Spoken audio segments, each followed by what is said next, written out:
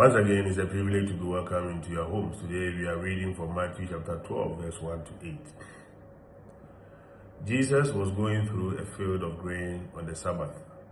His disciples were hungry and began to pick the heads of grain and eat them. When the Pharisees saw this, they said to him, "See, your disciples are doing what is unlawful to do on the Sabbath." He said to them, "Have you not read what David did when he and his companions were hungry? How he went into the house of God and ate the bread of offering, which neither he nor his companions, but only the priests, could lawfully eat? Or have you not read in the law that on the Sabbath the priests serving in the temple violate the Sabbath and are innocent? I say to you, something greater than the temple is here. If you knew what this meant, I desire mercy, not sacrifice, you would not have condemned these innocent men.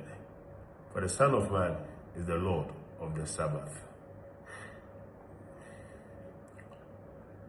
Jesus accuses his critics among the Pharisees of condemning the blameless.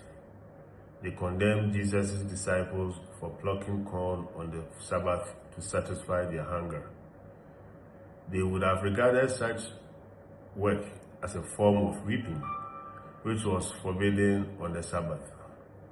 However, Jesus, in his response to their criticism, reminds them that if they were as attuned to their own religious tradition as they claim to be, they would have not condemned the blameless. He reminds them that the overriding value in the Jewish tradition is mercy, and points out that there are precedents in the Jewish scriptures for what his disciples are doing. The Sabbath rest was an important value. However, mercy is a greater value in God's eyes. The actions of others need to be viewed with the eyes of mercy, eyes which seek to understand why people are doing what they are doing, eyes which recognize that basic human needs take priority over the keeping of religious law.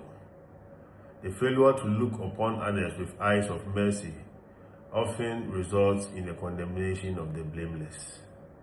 Dear friends, the temptation to condemn the blameless is always with us. It is a temptation we can resist to the extent that something of God's merciful vision has taken flesh in our lives. Shalom. Peace.